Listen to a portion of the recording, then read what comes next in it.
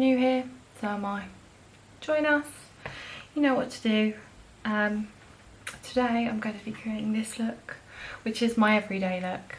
I know it's not everyone's cup of tea, but I got some really nice presents for my birthday and I wanted to try them out, and yeah, this is what I've come up with. Nice, easy, go out to the shops kind of thing.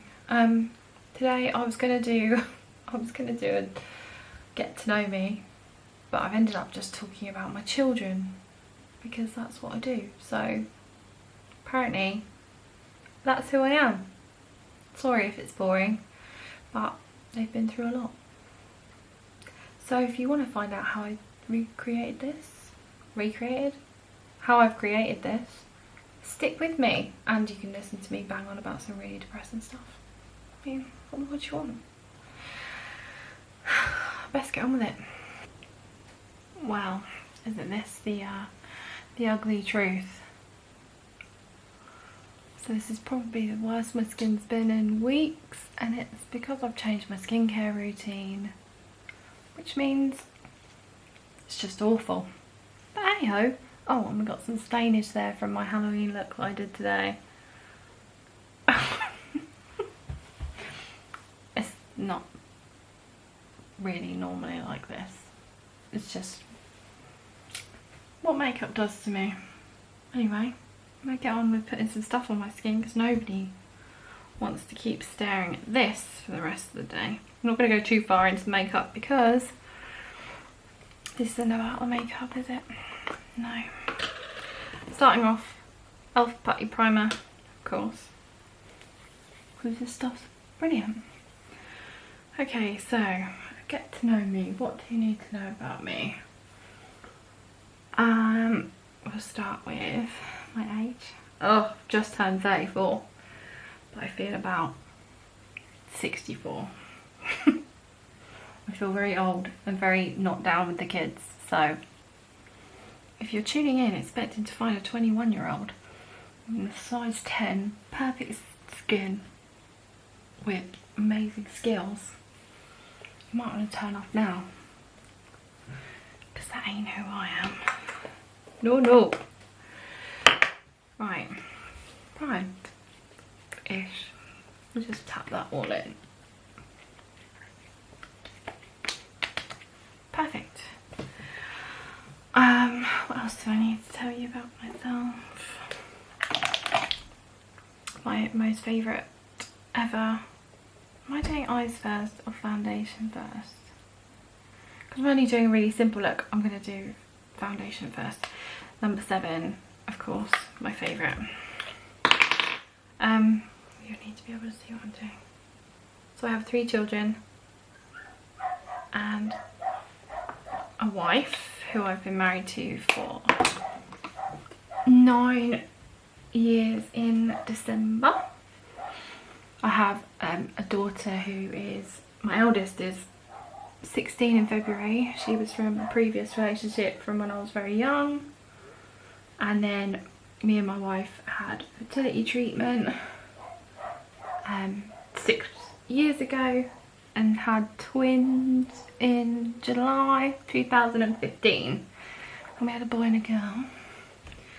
There were some complications, shall we say some complications. Yeah, it was pretty big complications, so I should really start from the beginning. So we met in August 2011. We met at a house party, which I didn't even want to be at because it was really crap. But we met very drunk at a house party. I was introduced by one of my friends and they all told me to stay away from my wife because she was crazy apparently. But apparently I don't like to listen to anyone. And we started talking after that, and then she came round. I was having a barbecue and I don't even know what possessed me to invite her, but I did. And she came, it should have been in the August, and she never left. Really, she moved in like 2 weeks later. We just got on really well, and yeah, just meshed NARS concealer just to cover up all the bad bits. And in September, a month later, it was my birthday, and we'd had one too many to drink, like you do, and that Bruno Mars song came on, Marry You or Marry Me, or something. I think it's Marry You. And we were just joking around in the kitchen, and Ali was like, I'd marry you, and I was like, don't test me, because I'll book a date and then you really will have to. And she kept messing about saying, oh yeah, I'd do it, and we'd only been together like 2 or 3 weeks. So I was like, right, that's it then, we'll do it. It became like a bit of a joke, like who was going to back out first, which sounds awful now. Like, I kept saying I'm going to do it and then I'm going to book it, and she was like, right, go on then. So the next day we were still joking about it, and I was like, look, I'm going to ring the registry office if you keep talking about it, and I'll book it. And yeah, she said do it, so I actually did. I rang up and asked them when the first one around Christmas was, the first date around Christmas, and they said the 23rd, which is Christmas Eve. And I was like, right, fine, and I put a deposit down there and then, and that is how we booked our wedding. We had 10 weeks to plan and get everything ready, and we'd only been together 3 weeks. Our families were not overly impressed because they didn't have a lot of notice about us getting married, and I mean, they'd only just met me and my family had only just met Alison, so it was all a bit of yeah, people were kind of laughing at us, saying, oh, I'll give it 3 months, it won't last, which is fine. I mean, each their own opinion. I don't really know what I was thinking getting married that soon, but obviously it felt right, otherwise I wouldn't have done it. Oh, I didn't tell you, it's number 7 for the lighter shade. So we started planning, and then Christmas was coming up as well, so it all went so fast, and yeah, before I know it, there we were, getting married in front of all of our friends and family on the 23rd of December, and we'd only been together 5 months, 4 months. Needless to say, not everybody agreed with what we were doing, but it was a great day. Everyone who we loved was there, apart from obviously people that we had already lost. Like my nan and granddad had already gone. Yeah, and that was it. We were married after that. We then decided that we wanted kids. Like, I already had Faith. I think she was 6 when I got married. And then, I say married, I mean a civil partnership, because back then it wasn't legal for 2 ladies to get married. It was only legal for a civil partnership. It is legal now, although we haven't changed it over yet because we wanted to do it with the kids. That was MAC Paint Pot Ochre for a base. And now I'm going to use Beauty Pie contour because this stuff is amazing. And after the wedding, it was a couple of, we needed to find a house first before we had kids, because we were only in a little 2-bedroom masonette thing. So we found a house and moved in. My dad was really poorly just after we got married, so when we found the house, we of course moved Dad in straight away to help take care of him. And we thought, well, we were just sort of running out of time. I wanted Dad to be around for the kids, and he was terminal, so we were like, right, well, we might as well do it now. So we went to the fertility clinic, and oh my god, it was so weird. You have to pick, well, we did, we picked a sperm donor off a list, such a huge decision to make. You just get a bit of paper with some numbers on and eye colour and height and weight and job, and just get told to pick someone. So yeah, we picked a donor pretty quick. So our appointment with the fertility clinic, our first appointment was on my birthday, which was the 24th of September, and that would have been 2014. We had fertility treatment in November after all the tests had been carried out and we'd done everything we needed to do.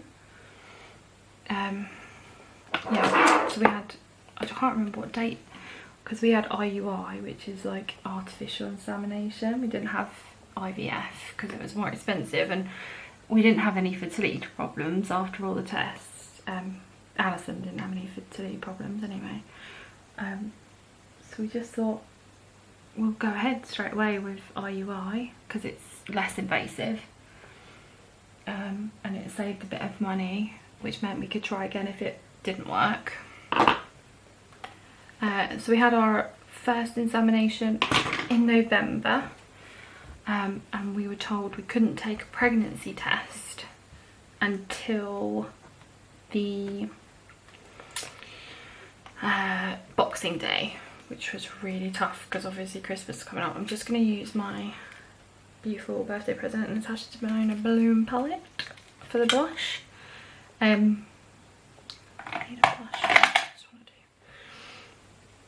So we were really naughty, and we actually, because we got married on Christmas Eve, we thought, well, there's like no better day to do it than on our anniversary, because we were too impatient to wait. I wanted to know now. So we took a pregnancy test on the 23rd of December and it came back positive. Then a few weeks later, after Christmas, we had a scan, and that confirmed that we were having twins, which we knew was a possibility with fertility treatment, because they check how many eggs you had, and we had 2 that were at the right size, so we knew it was a possibility, but didn't think it would happen because we were just felt lucky enough to even fall pregnant, let alone have 2 babies. Yeah, so we had our first scan and everything looked really good. We were really happy, and then we told everybody on Valentine's Day that we were having twins, which was amazing, as you can imagine. It's a big deal. And then just after that was our 12-week scan.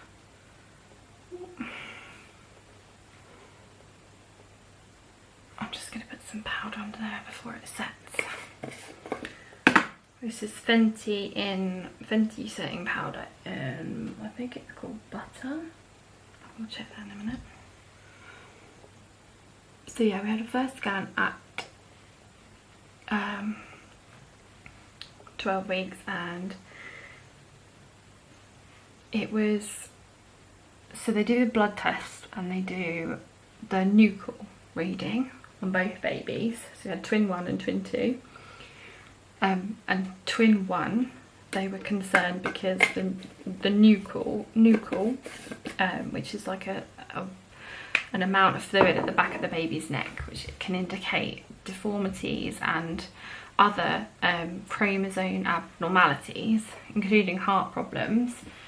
They do it as like a routine thing to check, came back as not great. So we were brought into a room and they did the whole tissues and sat you down and said, well, you know, it could be Down syndrome, it could be Edwards, or it could be Patel, which are, both of those things are incompatible with life. So if the baby had those, then we wouldn't have been able to have them.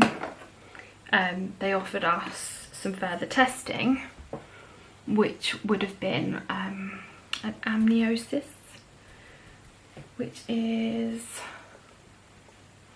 this has turned into a story just about having the twins, really, hasn't it? Not really about me, but this was pretty much a big deal in my life, so unsurprising really that this is taken over. So they offered us an amnio, but that would mean that there was a chance, very small chance, but still a chance, that we would lose both the babies. So we said no, we don't want any further testing. What will be will be. And that's when we were booked in for an extra scan, because if you have a high nuchal reading, they like to test the baby's heart, because there's a high chance it will have a heart problem. So we were booked in for another scan at 18 weeks to check the heart function, to make sure everything was all right with the baby's heart. And we didn't think that much of it, because after reading lots on Google, loads of people get false readings on these nuchal tests and blood tests. In fact, some people get like a 1 in like 2 chance of having a child with Down syndrome and problems, or other, you know, chromosome problems. So we didn't really think that it would happen to us. Ali was only 22 when we had fertility treatment, and I think the stigma with Down syndrome is it's older mothers, so we were very much ignorant and thought, wow, there's just no way there would be that, because you're too young. So we carried on, and then we had a heart scan, like a proper one with a different sort of consultant rather than a sonographer, and he was awful. His name was Mr. Lucky, which didn't help. Dr. Lucky definitely didn't help, because we were like, oh, how funny, but he wasn't very lucky, and he wasn't very happy either. He said that he can see something wrong, and that we needed to go to a specialist in a different hospital. So we were booked in for another 2 weeks time to have another scan done in, to see if they could find what was going on. Oh, I didn't tell you what that was. That was my cheek stars, and I just used the Hoola and the Sugar Bomb. I'm rubbish at this, aren't I? Sorry guys. So again, didn't think that much of it. We went to the scan at 20 weeks to see what is happening. I'm just going to use the micro extra fine brow from Revolution quickly. Okay, I don't know if I'm even in the shot, sorry. And so we went to the specialist, amazing doctor. He's actually won tons of awards in his field, because he's just so clever. And we knew straight away that something was wrong, because he was hovering over twin 1, which we knew was the twin that had what they call a high chance of having a chromosome abnormality. And he said that instead of having 4 chambers in the heart, he could only see 1. So the middle part was missing, and some of the valves that take blood to and from the heart were too wide and in the wrong place. So she was, she's twin 1, was then diagnosed with having an AVSD heart condition, and tetralogy of Fallot, which is 4 different heart conditions in one, although hers was slightly different, because normally the pulmonary artery is narrow and not enough blood gets through, when hers was actually too wide, so too much blood was pumping through. So he then said she would need a operation when she was big enough, after she was born, to have her heart fixed, which would be done at that particular hospital, because they were the heart specialists, and that it's actually done quite a lot there, and they see it quite often, and the survival rates were really good. And he was very reassuring, although he did then mention that our chances, because this heart condition is very common in children with Down syndrome, so he said that there was a much higher chance that she now had it.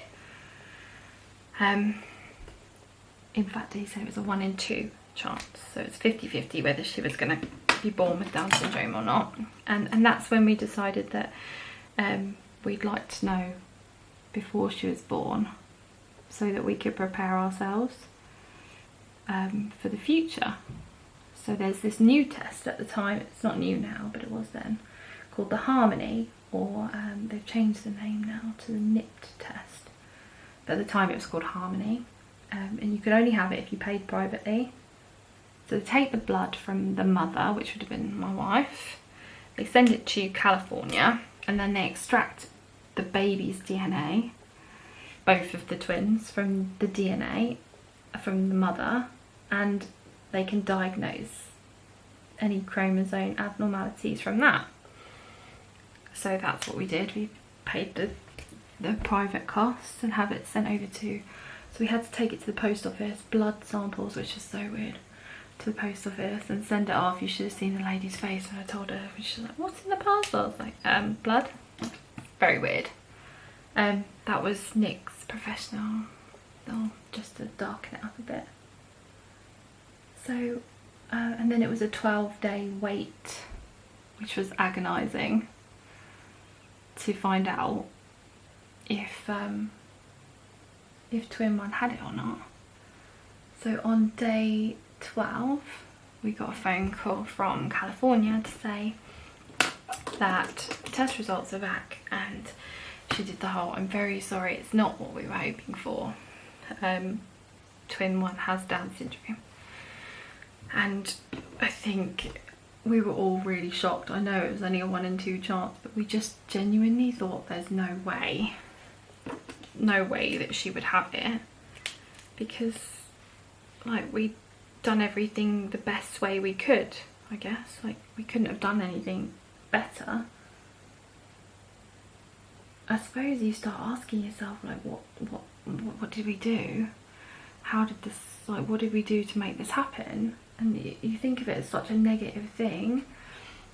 Like, not only had we found out that our baby, our twin one, had a heart condition, but she now had Down syndrome, so that's like, it was a hard blow. But we were offered a selective termination, which I never knew even existed until then. So they with twins, if you want to abort one and not the other, they inject the heart to make it stop, and then they inject her again to shrink her body, and then they leave her in there until her brother's born. And it was just, yeah, just like a horror, absolute horror show when they told us, and I was like, just no, it's not an option. We would never do that. It's not for us at all. We made it very clear from then on that we were having the babies, and regardless of what happens. I'm just going to put some highlight on with the Huda Beauty one. Yeah, so we had to have lots of extra scans, and well, I say we, Ali had to have lots of extra scans, and we found out pretty soon after that. We had a sexing scan so we could find out what we were having, and we had massive like family get together to celebrate, obviously, that we were having a girl and a boy, which was amazing news. I mean, how lucky can you get, really? One of each. And that was that, really. We didn't really see it. I mean, we had a few days of being sad and upset about it, and then got on with it. It was more daunting about how we were gonna like watch our baby go through surgery so young. That was quite a scary thought, but yeah, just got on with it. And then the pregnancy went really quickly. Both babies did really well. Ali got preeclampsia at 26 weeks. I want to say 27 weeks. Don't know, around that area. And the babies had to come early, so they were born, I think it was 7 weeks early, which would make it 33 weeks, wouldn't it? Yeah, so it would have been 33 weeks she had the babies. So I had the babies at 33 weeks via C-section, because they had to be delivered quickly. This is my beautiful birthday present, my Natasha Denona Sunrise. Woo! I'm going to use clove, I think. Just going to do really simple eye quick. So yeah, she had the C-section. Both babies were still very premature, so they went into NICU, which is like the intensive care for babies. That hospital is renowned for having a really good NICU, so we felt very lucky that, you know, we had them on our side. Both the babies were born really healthy, like no interventions needed. I think Henry needed a bit of support, like oxygen support, for about 10 minutes, but nothing terrible. And yeah, everything went really well for the first few weeks. They were in NICU for 2 weeks and then we could take them home. Marlo had to be, oh, the dog's next door, I'm so sorry. Marlo had to be tube fed, so we had to do some training to have her tube fed because they wanted her to put on as much weight as possible for her upcoming surgery, heart surgery. She needed to be a good weight, and if she was using lots of calories to feed, then it wasn't going to be helpful. So they decided that tube feeding was the best option for her, and that didn't bother us. I mean, it was just a case of learning how to fit the tube and feed through the tube, and it was very quick. The training was very good. The twins came home 1 day apart, which was so good because I was so worried about having one in and one out. So it was only one night where we only had one, and it was Marlo who had to stay in the extra night because of the tube training. And she came home the next day, and then everything went a bit pear-shaped after that. She was very poorly and kept getting poorly, so she would go blue. We had like a monitor to check her oxygen levels at home, and they would go too low, so we'd have to go in and out of hospital all the time to check she was okay. And we were just, yeah, we knew it was going to be a hard road because she was poorly and she did have a poorly heart, but they couldn't do anything until she was bigger.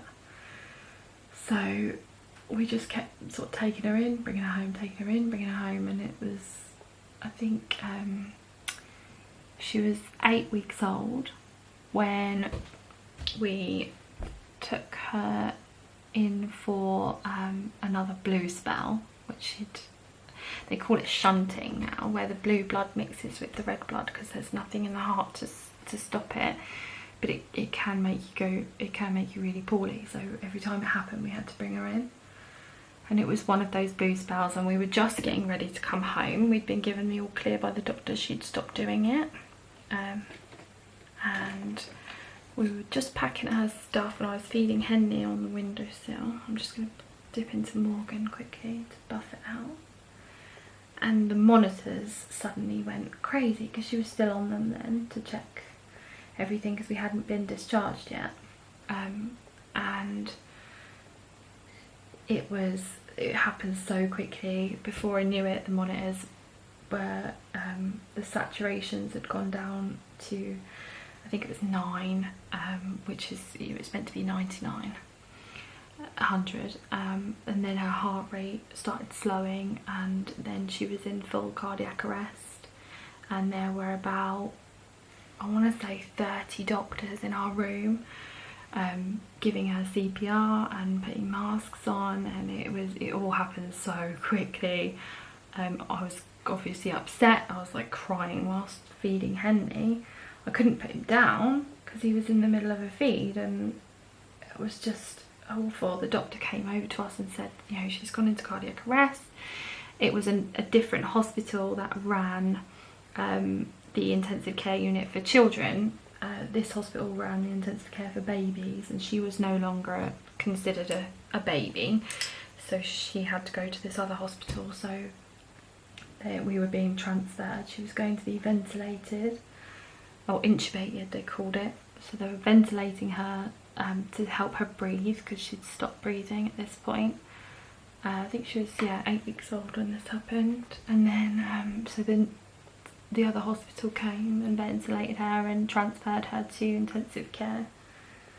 and we obviously followed straight away with her. And then they told us that they thought she had brain damage, where she'd been in cardiac for so long. They were worried about brain damage and they wanted to do some tests. So they found some clouds, or what did they call it? I think it was like clouds, grey patches on her brain, and they said that can be brain damage. So she had to have an MRI scan to check that if it was or not, which was horrendous, waiting for the results of that. But they came back and said, actually, we don't think it's brain damage. And they took her off the ventilator. So they said they don't think it's brain damage. They took her off the ventilator. She was breathing by herself, everything was fine, and we were told to go home until wait until she was well enough to have her surgery. I think we were only home a week before she had another bad spell, and so this time that what it was the blood was rushing too fast through the body, and it was making her lungs overload with fluid. So they put like a little machine called a CPAP machine over her nose to push air into her lungs, to push the fluid out of her lungs. Bloody dogs. Wow. Sorry about that. I think I'm going to put Azalea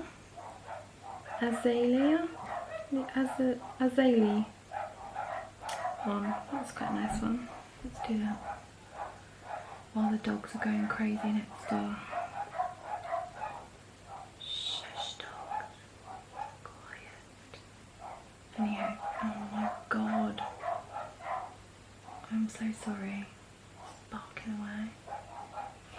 So anyway, she had to stay on that machine in hospital. You can't have that at home. So we stayed in hospital on a CPAP machine for, I think it was a further 11 weeks, until she was well enough to come home, which was amazing. So we had her home for Christmas for a little while, like in and out, just making sure she was alright. And then January she was in the hospital for a couple of weeks, back on the CPAP machine to make sure the lungs weren't getting overloaded. And then we just got home in February, I think it's February something, and we got a phone call from the heart hospital to say that they were happy with her weight and they'd had an opening and they wanted her in for her corrective surgery. So could we pack up and come stay with them? So we all moved into the hospital charity place that they put up. It's called Ronald McDonald House. We moved into there to like stay with her while she went through her surgery, because they can't tell you how long she's going to be in for,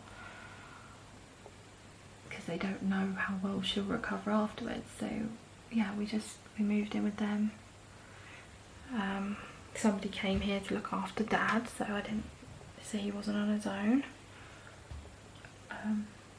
Yeah, we thought this was like the beginning of the end, like she'd have her corrective surgery, because by then we'd met loads of families of children who had Down syndrome, and they'd all had this surgery, and like were out within 2 or 3 days, and their children were doing amazing. So we just assumed it would be the same for us.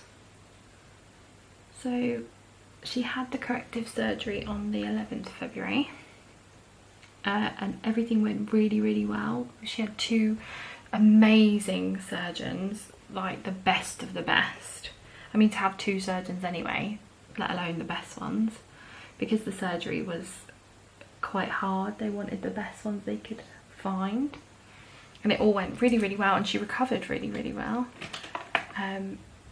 But there was a little bit of a complication. I'm just going in with Laurel for the inner corner. They had caught the little vein, or the artery that carries the fat around the body. So the fat was leaking around her lungs. So she had to go on a 0 fat diet to stop, so to let it heal, I guess. Again, this is something that does happen with surgery, and they'd seen it before, so we weren't overly concerned. She had to have drains in her chest to get the fat out. That was pretty gross to see, but she was a trooper and she managed really well. And we stayed, I think it was like, I want to say, so we left in March, so it would have been about 3 or 4 weeks. It wasn't too long. So we left in March. I can't remember what the date was, but we were like, oh my god, we're well enough to come home, let's just like get out of here quickly. I'm just gonna grab just a Revolution black eyeliner.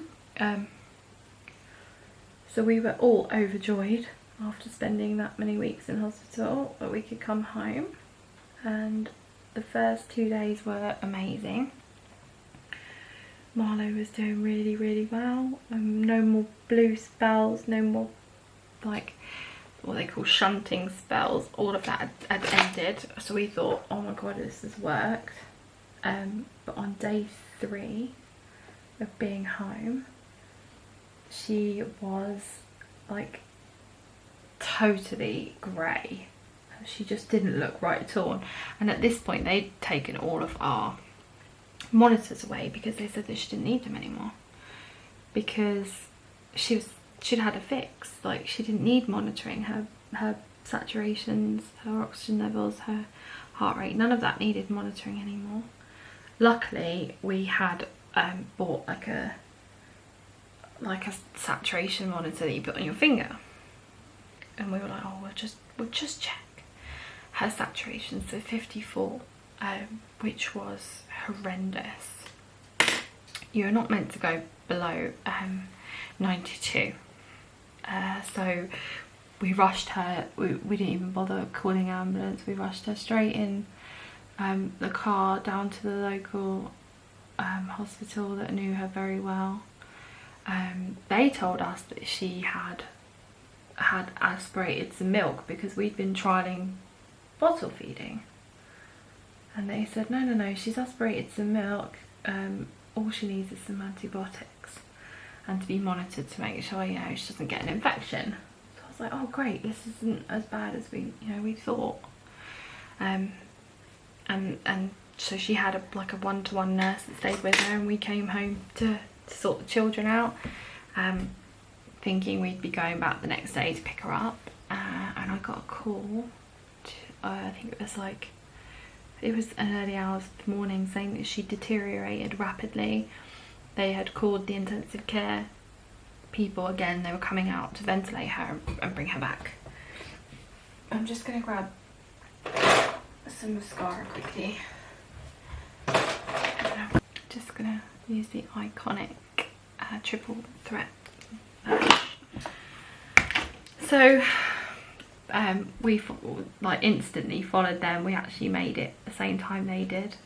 She was put on a ventilator, and they ran some tests, and within a couple of hours it had come back that she had tested positive for influenza B, which is just the flu. So we were like, oh my god, this is such a relief. She's got the flu. Like, how bad can this be? It's the flu. We'll be out here in a few weeks, you know, if that.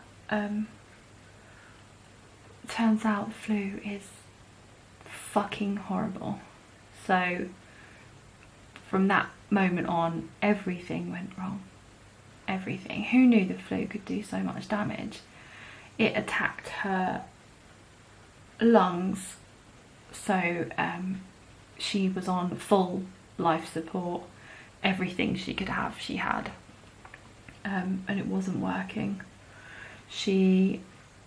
It then attacked her heart because her lungs weren't working properly, and she'd only just had full corrective heart surgery. Her heart stopped working properly. Organs were starting to shut down, so she went into liver failure. So it was just one problem after another. She then went into heart block, so she needed an emergency pacemaker fitted because her heart just stopped working properly. She had, oh, I don't even remember how many cardiac arrests. She was put on 2 specialist ventilators, which was like last case scenario, like we can't do anything else kind of ventilators. So we went back in the March, so this was March 2016, and she was in that intensive care on a ventilator for 7 months altogether. We just didn't think she was going to make it. The doctors came to see us and told us that even if she did make it, chances are she wouldn't be our child anymore. Like, the brain damage would be so severe from all the drugs that she needed to keep her body working. It was destroying her brain. She was definitely going to have brain damage. They told us that she had permanent lung damage that would never correct itself, and that she would eventually outgrow her lungs and she wouldn't be able to live anymore. We had several meetings, big meetings with the doctors, because they wanted to turn her machines off, and we of course were refusing because we wanted to fight. Luckily, one of the doctors, the head doctor, believed that we were right, and he stood by us through every meeting, and fought for us as well. But even he struggled towards the end. He said that he wanted to try one last attempt, because obviously this time we were trying to get her off the ventilator, so we kept turning the ventilator off, turning the ventilator on, because she couldn't breathe without it, and it just got worse and worse, and we were sort of prolonging things, and it wasn't fair. We were just, we were doing it more because we didn't want to lose her, more for her than her. So the decision was made to try one last set of steroids to strengthen her lungs, to see if that would help with coming off all of the machines. And we were given 14 days. If she didn't improve within 14 days, we had to sign a disclaimer to say that we would turn the machines off, because we'd been fighting for months at this point and nothing was working. So we agreed, after a long drawn out meeting, that we would try this one last time, and we were introduced to Naomi House, which is a respite place, which was where Marla would go if she was terminal and we were turning off the machines. Yeah, it was awful. Like, we were all told to prepare for the worst. Our families came to see her.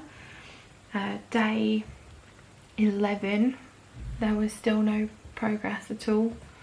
In fact, she was worse than ever, and we'd pretty much guessed that the time was coming, because they were starting to get a bit, trying to prepare us, I think, for the worst, saying, you knew that if this didn't work, you were going to have to turn the machines off. So it was day 12 where the doctor, we went in like normal to see her, and they said, oh, we've managed to turn a couple of things down. And I was like, oh, well, this is progress. And all day they were like tweaking stuff down, like the lowest it had been in months, and literally the next day they'd managed to wean her off so much that she was actually starting to wake up. And the first thing she did was blow raspberries, which is what she used to do all the time before she was sick. So we were like, oh my god, she's still in there, like she's not gone, she's still there. And literally from that day, it was so slow, but they had no choice but to fight for her now, because she'd shown progress, and that was the agreement. So they had to throw everything at her to help her, and within 3 weeks she was awake and she was moving, blowing raspberries, and she stuck her leg up in the air and she was kicking monitors off. The decision was then made, because Marla's lungs were not strong enough on their own that she would have a tracheostomy fitted to help her long term with her breathing, because we weren't sure about the damage that was done to her lungs. So she had a tube fitted so that she could have a what they call a home ventilator. She can take out and about. It's battery powered. Lots of people live on them. And she had her trachea then. So she had her trachea, and then we had to have, oh god, so much done after that. So we had to have an extension fitted on our house because she has to have her own room with all of her medical equipment. We also had to have carers be trained because Marlo can't be left unattended at any point. So she has a carer come in at night so that we can go to sleep, which is really weird, but we're so lucky because our carer is amazing, and she's like a second family to us. So she comes in and watches Marlo all night whilst we go to sleep, and I am so what's the word? I don't want to get emotional because I don't, but I can't tell you how proud I am of her, because she is now crawling, laughing, she's sitting unaided. They told us that the likelihood of her being able to hold her own head up was very slim, and we're now trying to teach her to walk and sign. She's signing stuff now, learning Makaton, and she's just been incredible. And that is, I know this was a get to know me, but this is probably the biggest thing that's ever happened to me in my whole life, and probably will be the biggest thing that ever happens to me.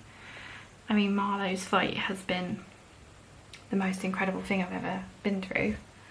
She's just amazing. She is a miracle baby. They still tell us that she's terminal and that one day, you know, she will, you know, get too poorly. But I mean, she's already proved them wrong so many times, and they're already saying it. Like, they said she'd never make school. She started school in September last year. I mean, Marlo's now 5.5, and she's just doing so well. They're talking about the future now because they had no idea that she would make it this far, and all she's doing is just getting better and better and better. And because of, obviously, Corona, we haven't left the house. We've been shielding since March, so we haven't done anything since March. Marlo's out of school. Both of my other children are out of school to stop her from catching it, because we all know what that would do to her. It would be devastating. She's been even better because we've not had all the normal bugs that put her in hospital. So she's like thriving, and just getting stronger every day, which is awesome. I'm so sorry that this turned into a Marlo video and not a get to know me video. I will do another one, and I'll try not to mention her in the other one. This is Charlotte Tilbury, by the way, Pillow Talk. But yeah, she's the biggest thing that ever happened in my life. And Henley, her twin brother, is absolutely him and Faith, my eldest, literally without them I don't know how I would have got through the last 4 years. They've been my saviours. Their strength is what saw me through the hardest times. Henley is intelligent, funny, sweet, like loving, and Faith is creative and understanding. Like, I know Faith's going to be 16 in February. She's not your typical 16-year-old. She is got so much empathy and understanding, and she's just so maternal. We're just so lucky to have the family that we do. So now Marlo's been home for like 3 years. She came home on her 2nd birthday. So we did 22 months in hospital altogether. Pillow Talk again. And Marlo is now off her ventilator during the day. She's only on it at night. Faith is smashing her school. even though she's been off school, she has not missed one assignment, and just got really chuffed with her progress. She's doing incredibly well. She's looking into becoming a children's nurse when she grows up. So she's looking at colleges and what do year 11s do. I mean, they start thinking about it all. She also loves makeup, which is amazing. And Henry is also homeschooling, and we talk to his teacher weekly and we send stuff to her from. I mean, we are very lucky. We're in a very lucky situation where, because of Marlo, I get to spend, oh, I forgot to say, beauty pie gloss. It's called Wonder Gloss. It's an oil. My big god, it's beautiful. Anyway, yeah, life is good with the children now. They're all doing amazing. I'm just going to spray this on with, I think I'm going to use the Huda Beauty Glow Cocoa. And that is me done. I'm sorry if I keep going out and in. I'm just going to quickly tidy up this mess. And then, yeah, we'll finish up. So, that is the final look. I know this is probably not everybody's everyday. It's definitely my everyday. In fact, probably worse sometimes. Never mind. I'm sorry I banged on about Marlo so much. I think it's because she's such a huge part of the last 6 years of my life. I mean, all of the kids have literally changed everything for me. So, I mean, I have to talk about them. Next time, I'll try and include more about me. Me and Alison are actually thinking about renewing our vows next year because it's our 10-year anniversary coming up. I don't really know how we've made it 10 years when people said we'd only make it 3, but hey ho. All the children are doing very well, very good, and I'm hoping to do something with makeup in the future, so I'm going to keep running with this and hopefully it goes somewhere. I don't really have many options in regards to work because I can't go out and work because apparently people keep spreading a bloody virus. Anyway, let's not be doom and gloom because we just had a very depressing, what is it, like half an hour, something like that. Thanks for listening. Sorry for boring you. If you have any questions about what we've been through, or if you've been through something similar, or you want any advice at all, pop it down there, or inbox me on Instagram. I've put my socials down there. I'm always here for people that have been through the same sort of thing. It's a very small world of people that have been through something like that. So it's always nice to hear from other people. I think that's it. Thanks again for listening. And fingers crossed I'll see you next time. I'm out. Bye.